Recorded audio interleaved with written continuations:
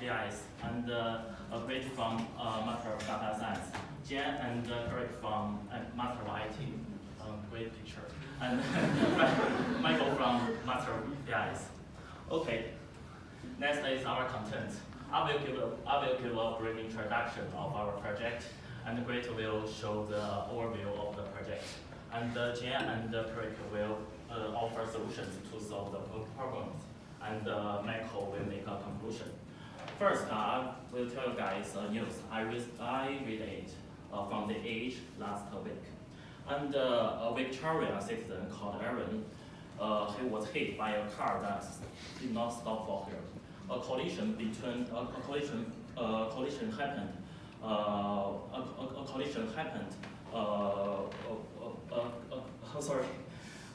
collision happened while she and her guide dog were crossing a busy crossroad in the Cheston, and they were waiting for an audible signal to remind them where to go. But no, unluckily, she suffered a lasting injury. Compared to the injury, she told the interviewers, she said, compared to the injuries, she lost the confidence of going outside. So this is not an individual case. I can show the open data details from the Vision Australia. There are about 384,000 people in Australia who are blind or have low vision. And they predict that the number will increase to 564,000 people. So let's get to the point. Our project is focused on the vision impaired people when they're going outside. Great will give more details.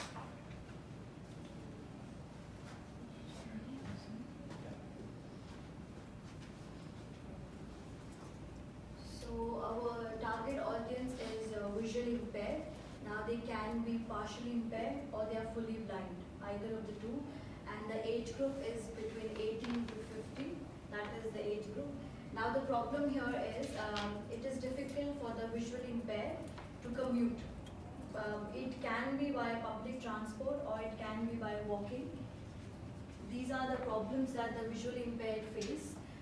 Difficulty with complex environments, high-speed cars, dangers from multiple directions, and distractions. Now the solutions that they have at the moment is, most of the visually impaired, they will use mobile apps, which will give them audio signals where to go and where not to go.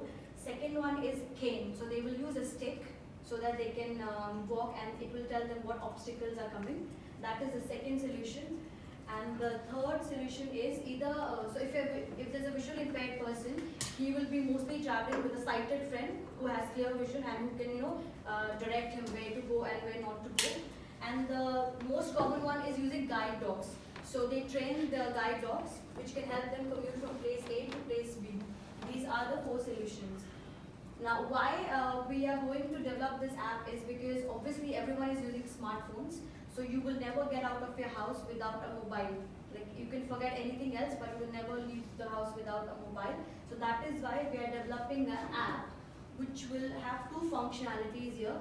One is a Braille functionality and the second one is a voice recognition. So Braille is the language of the visually impaired. Now we are assuming 2 things here. Firstly, that they have a smartphone. Secondly, they know Braille language. So Braille is a daughter language which the visually impaired people will learn. So this is the second assumption. Now more to describe on the functionality, Karthik and Jian, they are going to describe what the Braille function and voice recognition will do in the app. So, hi.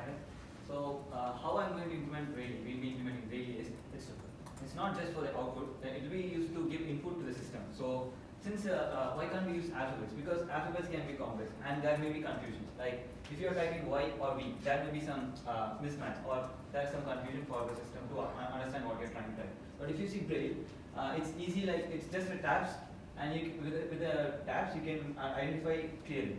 So we thought that this can be a solution for easy typing. So what we have currently is you have to place your smartphones on a surface and then use both of your hands to type in Braille, or you have talkbacks and that kind of stuff. But for talkback, you have to place your finger on the screen and the system gives you feedback about what you're typing.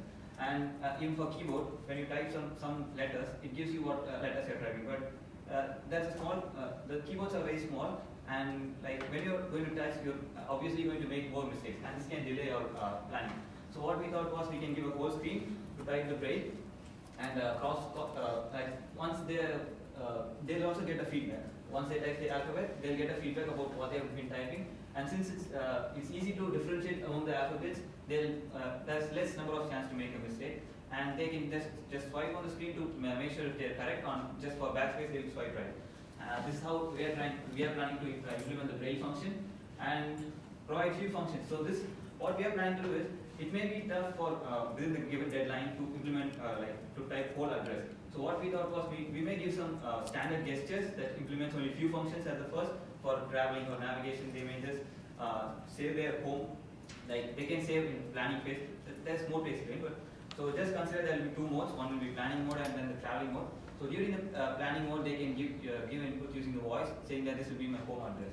And then during the traveling mode, they can just type H alphabet or something to easily navigate. But we know we are getting user input, so we are working on that to make sure we'll implement the whole address thing soon. And the next will be the voice input. So why we went for the braille thing is the main thing. So we plan to use it in the city. So you can imagine that the cities are always crowded and there will be more noise. And implementing a voice recognition alone can disturb the system. So you have to make more and more number of tries to get the system recognize what you're trying to say. So that's why we thought that giving a non-verbal communication would be better for them as well. So how we are using. So that's why we went for braille recognition, and the voice recognition will be for more ease of access than basically by ZN. Yeah. Another important function for our application is the voice recognition. So the biggest problem with people who are visually impaired is that they cannot see things very clearly. So which means they are hard to browse the pictures or the videos on the mobile phone. So in that case, we are going to do something to help these people traveling in the city zone. And firstly is audio input. The traditional way for the user is to input something by the keyboard to the mobile phone, and the system will react something to the user. And we can just let the user to speak to the system, and the system will transfer the voice to the text, and this is more convenient for the user. And another function is audio navigation. This means during the navigation process, we will provide the voice assistant for the user, like to guide the user turn left, turn right, turn down, turn up, something like that. Additionally, the most difference with Google Map is that we are more focused on the voice, because during the particular target audience, so which means we will add some timesheet of the bus and the tram on the city zone to our system to tell the user 5 minutes later the train will come, something like that. So this is the main difference with Google Drive, Google Map. Yeah. So in conclusion, we choose to develop a mobile app for these people who are visually impaired. So just mentioned before, for first function we just introduced is the braille recognition. That is to using just static sake, we can use dots to help them do more searches when they are traveling outside. Then we just introduce the voice recognitions for them. So including both audio input and audio navigations. So for the later iteration, we decide to do the braille recognition first, because it can enable them to do more searches more accurately when they are some noisy places like CBDs. Then for the second iterations, we choose to implement the voice recognitions for them. It can help them to change their voice meanings into text when they do some searches. So the final one, we just help at the function of showing the nearby cafe and restaurant for them when they are traveling outside.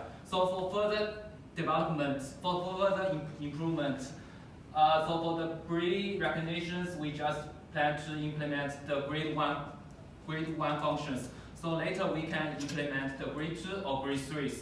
For the voice recognitions, so currently we just want to use the API to achieve these functions.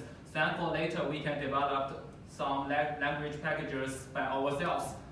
So overall, our project is intended to make those people who with low visions to travel more smooth and convenient when they are traveling outside. Thank you.